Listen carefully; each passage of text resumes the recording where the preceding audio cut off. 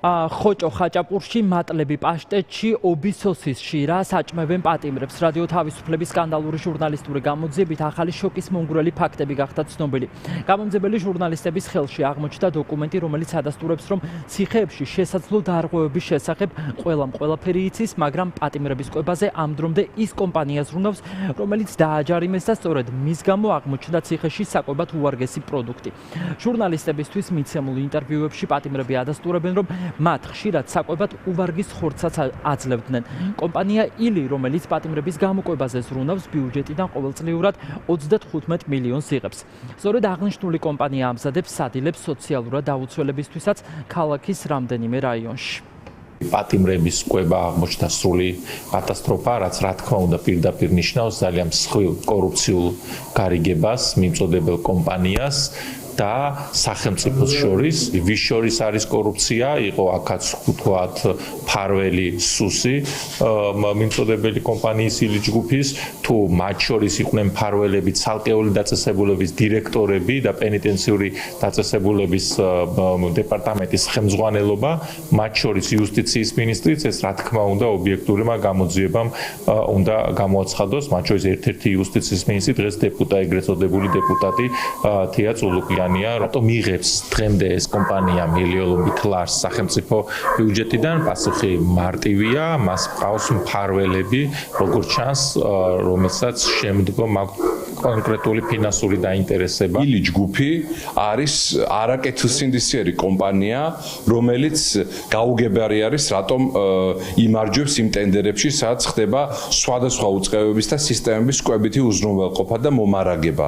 ილი ჯგუფი ჩვენ გვინახავს, როგორ ამარაგებდა უვარგისი პროდუქტებით პენიტენციურ დაწესებულებებს, სოციალურ სასადილოებს და ყველგან იყო უმძიმესი მდგომარეობა, მაგრამ ეს ხალხი აგრძელებს საქმიანობას. აღნიშნული ფაქტების ნამდვილობას ადასტურებენ ყოფილი პატიმრებიც. რადიო თავისუფლებისთვის მიცემულ ინტერვიუებში მსჯავრ მოხდილი ადამიანები ამბობენ, რომ წარმოდგენა არ აქვთ იმ კერძების შესახებ, რომლითაც წესით ისინი უნდა გამოეკვებათ. არადა კომპანია ილის ვალდებულება ჰქონდა აღებული, რომ პატიმრებს გამოკვებავდა ახალი პროდუქტებით და მენიუც იქნებოდა მრავალფეროვანი. ანონიმურობის დაცვით მოყოლილი ამბებით ვარკვევთ, რომ საკვები ზოგჯერ იმდენად უვარგისი იყო, რომ პატიმრები იძულებულები იყვნენ ფული ისევ ციხის მაღაზიაში დაეხარჯათ. მის თქვა კაცის ბარგლები მოდიოდა თავის იმით რა ბუნგლების ზავი ნუ გაუსუფთავებელი და ხანდახან ერთხელაც დამპარის მოვიდა. არაკს გავს რა, არ ვიცი რა სქემია და რა ვაფშე რა, არ ვიცი რა არის. სალათები მოდიოდა, მაგრამ ყოველთვის არ იჭმებოდა რა. იყო ეს რამდენიმეჯერ იყო, მე ავიღე და გადავყარე რა. კატლეტი ხო მოკვდა, მაგრამ ეს კატლეტი თუ იყო არ ვიცი რა. რა ჭირდა იმ კატლეტს? რაღაცა შეკრული იყო რა, რაღაცა რა ხორცი მოდიოდა, მე არ ვიცი რა. რა ხორცი უეწერა და რა ხორცს ხმარობდნენ, მე მგონია ყველაზე რაღაცა ჟილები და რაღაცები, აი ნარჩენების და გადაცემული. კატლეტი იყო ხო, რა რეგულარული მოდიოდა ქვასავით იყო. შანსი არ იყო კატლეტი. იყო კარგი და მაგას ვიძახი ხო, მაგ დოროჟებით არავინ მაგას რა.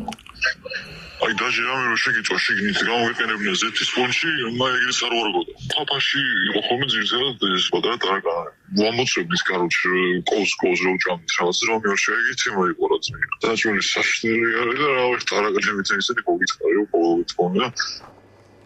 რატომ იყიდება სუპერმარკეტებში საკვები პროდუქტები ძვირად? უკვე 1 საათზე მეტია ამის გამორკვევას პარლამენტში მსხვილი დისტრიბუტორებისგან ცდილობენ. პარლამენტში ფასების